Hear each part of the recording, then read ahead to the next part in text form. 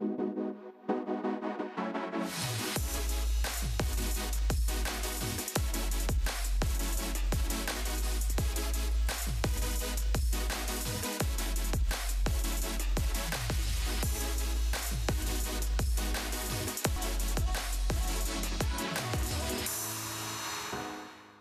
retour sur le plateau de votre quotidien et week-end, nous fait toujours un plaisir de vous retrouver et de vous faire découvrir ce qui se passe en Guadeloupe malgré cette période de pandémie. Et là, parlons cinéma. Oui, que se passe-t-il? Oui, il y a des choses qui se passent en Guadeloupe, mais pour en parler, bien entendu, je reçois deux professionnels. Mission Cinéma Caraïbes avec Félie et Caroline. Qu'a nous fait? Bonjour. Est-ce que ça va? Ça va. Est-ce que vous êtes bien installé? Est-ce que vous avez besoin de quelque chose, un petit café? Non, ça va, ça va, ça va. Parler de cinéma peut-être? Bien sûr. Comme Mission Cinéma Caraïbes, pardon, on est toujours actif. Vraiment, ça fait plaisir. C'est dur de s'adapter justement à cette période pour pouvoir développer et parler de cinéma en Guadeloupe. Oui, mais en fait, c'est justement, on a profité de ce Covid pour se réinventer. Ah. Et pas nous seulement. J'ai vu beaucoup de gens ont créé des choses. Exactement. Et ça, c'est important. Ah, c'est excellent. Alors justement, donc, vous allez nous parler d'Afrique. Oui. Est-ce que c'est bien ça? Mission Africa, Ciné Africa 2020, saison 2020. Alors, quand est-ce que ça a commencé? Quand est-ce que ça se termine? Qui peut venir regarder les films? Quel genre de film y aura-t-il? Qui commence? Alors, la saison 2020, saison Africa 2020, c'est une manifestation nationale d'ailleurs, qui devait se faire en 2020, c'est-à-dire de juillet à décembre 2020.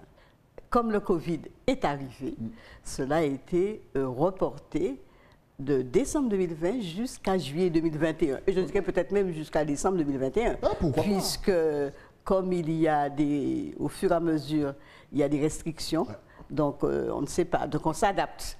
Mais on a la chance que chez nous, les cinémas sont ouverts et on a pu faire l'ouverture de saison Africa 2020 au Moule samedi. Samedi, alors qu'est-ce qu'il y a eu? Il y a eu des projections de films? Oui, on a eu la projection du film de Côte d'Ivoire, Résolution, en présence justement de l'invité d'honneur, de notre invité d'honneur qui est l'acteur principal de ce film, qui s'appelle Résolution, et qui est M. Bruno Henry. Ok, voilà. C'est excellent quand même de pouvoir continuer à fonctionner malgré cette période, puisque le cinéma, bien sûr, aide un petit peu à se changer les idées. Est-ce qu'il y a un nombre précis de personnes qui peuvent assister à la projection?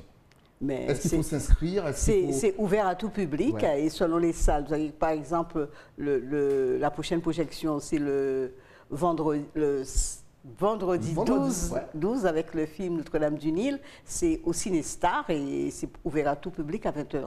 Alors, tous les films tournent autour de l'Afrique, c'est bien ça? Alors, justement, je vais passer la parole à mon chargé de mission qui parlera des différents pays que le public pourra découvrir. Ah, ben place à Caroline. Alors, déjà, dire que 7 pays seront à l'honneur.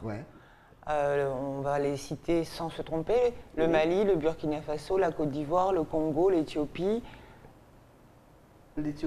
La Côte d'Ivoire. Voilà. Et le dernier, c'est le Cameroun. Et le Cameroun. Voilà. Donc à la fin, Afrique de l'Ouest, Afrique de l'Est, Afrique centrale.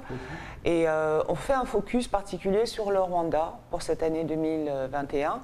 Parce que le Rwanda a une cinématographie très intéressante, totalement moderne, totalement inscrit dans sa contemporanéité. Donc on va faire cela au mois de mai. Je parle sous ton contrôle. Oui, au mois de mai. Au mois de mai, qui sera la clôture de cette saison en Guadeloupe. Ok, d'accord. Voilà. Okay. Donc on a encore le temps, c'est parfait. Voilà. C'est nickel, j'adore qu'on a le temps. Voilà, des films de fiction, des documentaires, de manière à donner une visibilité assez large d'une réalité et d'une réalité fictionnée. Même si parfois la réalité rattrape la fiction. Exactement. Bien souvent. Oui, pour ça, elle a bien rattrapé ces derniers temps. Alors justement, quelle est la spécificité du cinéma justement africain? Et quelles sont les ressemblances un petit peu avec nous, avec la Caraïbe? Est-ce qu'on s'y retrouve? Si vous voyez Résolution. Comment est-il le truc? Si vous voyez Résolution. Et donc déjà, ce qui est important, c'est que quand Mission Cinéma Caraïbe a accepté de participer à cette saison, c'était surtout sur le mot comprendre l'Afrique d'un point de vue africain. D'accord. Pas parce que ça a été dicté et pas parce que ça vient de n'importe qui. Et nous avons pensé que c'était très important pour que la Guadeloupe puisse déjà mieux comprendre comment fonctionne l'Afrique, disons les traditions, mais aussi l'aujourd'hui, ce qui se passe aujourd'hui. Alors nous devions justement, à chaque soirée, faire une causerie débat sur le pays, ensuite la projection du film et peut-être découvrir les saveurs du pays. Malheureusement, comme on dit, avec la pandémie, nous ne pouvons pas discuter dans les salles. Alors pour pallier à cela, nous remettons à chaque spectateur un feuillet sur le pays, les traditions et l'aujourd'hui, comme on devrait. Voilà.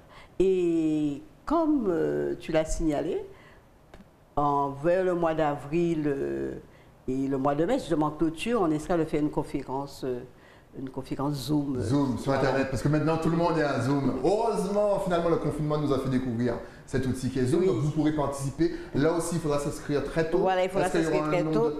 Oui, par le biais de nos réseaux, Facebook, le site, on informera la population. Excellent. Alors, que peut-on encore retrouver dans ces films et dans ces projections? Donc, ça a déjà commencé, donc le week-end dernier, on dira. Et bien sûr, ça continue. Donc, alors, ça continue. Notre-Dame-de-Nil. Alors, Notre-Dame-de-Nil, qui est tiré d'un roman de Scholastique Mukusumba. Notre-Dame-du-Nil, qui a été un film qui a eu aussi déjà un certain succès. Ce qui est important de dire aussi, c'est que Mission Cinéma Caraïbes reprend dans ce qu'il a de plus fort les films qui ont marqué aussi le FESPACO, qui est donc ce festival panafricain du cinéma qui a lieu tous les 2 ans à Ouagadougou. Et donc Ouaga est aussi, avec peut-être le Nigeria et avec Lagos, une capitale du cinéma aujourd'hui en Afrique, il ne faut pas l'oublier. Il y a 3 grands pôles de cinéma en Afrique. Il y a le Burkina Faso, qui est l'Afrique francophone, et l'Afrique anglophone, il y a le Nigeria et l'Afrique du Sud. Je pourrais même rajouter l'Afrique arabophone, puisque le Caire, jusqu'à présent, l'Égypte est en Afrique. Et donc là aussi, il y a une filmographie très importante, très intéressante. Donc nous, on essaie, avec Mission Cinéma Caraïbes, de donner une visibilité de ces films qui sont récents et qui parlent d'une Afrique contemporaine avec des problèmes qui concernent à la fois les Africains et tout le monde. On n'est pas uniquement sur un terrain gardé, loin s'en faut. Et donc il y a ce film dans Notre-Dame-du-Nil dont je vous ai parlé tout à l'heure, mais il y a aussi un film très important qui va être programmé, c'est le film d'Apolline Traoré, le film d'Errance, qui a eu aussi un prix au FESPACO en 2018. Voilà, donc c'est tout 19. Nous étions tous les deux. Nous étions ensemble, absolument. Voilà. Moi, je travaillais pour une télévision camerounaise, comme quoi vous voyez. Mais justement, comment expliquer cette explosion justement du cinéma africain? Est-ce qu'il est plus justement regardé maintenant? Est-ce qu'il a toujours été là et que finalement on s'intéresse à lui maintenant? Ou est-ce que vraiment il y a eu quelque chose qui a été fait dans l'industrie cinématographique africaine qui a permis l'essor du 7e art là-bas? Disons que le développement de Nollywood à Lagos, au Nigeria, a évidemment complètement changé la donne. Aujourd'hui, avec l'Inde, c'est les 2 premiers producteurs de films au monde. D'accord. Bien sûr, on connaît très bien le cinéma de l'Inde, eh oui. Voilà. Donc, en termes de cinématographie, le Nigeria produit énormément. Alors, en qualité, c'est pas toujours au top, mais il y a quand même énormément de choses. Et puis, quelque chose qui nous concerne, parce qu'on en consomme beaucoup, nous tous, c'est des séries. Exact. Voilà. Il y a aussi, il faut le dire, des acteurs antillais et antillaises qui sont dans ces films, dans ces productions. Par exemple, Jimmy Jean-Louis, on a parlé de Bruno Henry pour le film qui a été programmé au Moule.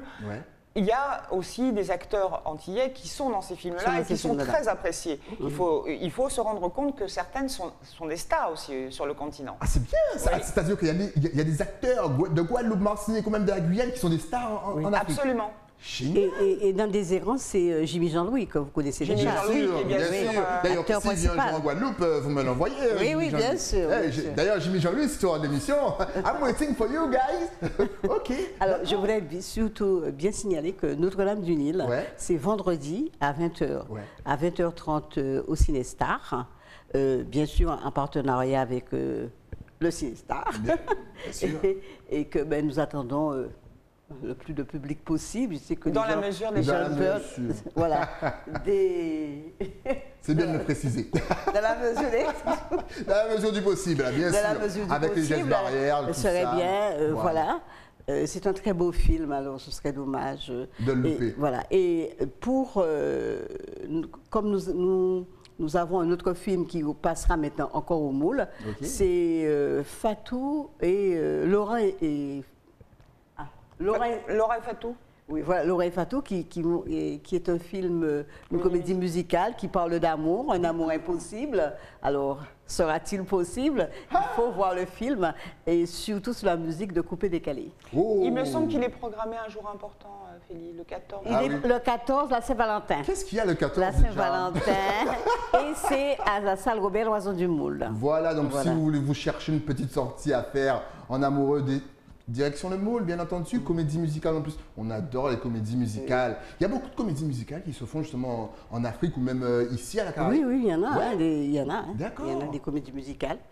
Surtout, vous savez que nous qui et la reprend musique... un peu la cinématographie indienne aussi. Hein. Oui. On a Effectivement, beaucoup, voilà. beaucoup de chorégraphie, beaucoup de danse et tout. On connaît de chansons. On adore ça, la chanson. C'est bon pour le moral. Oui, c'est bien pour nous aussi. Alors, bien entendu, pour réaliser cette saison, il a fallu des partenaires.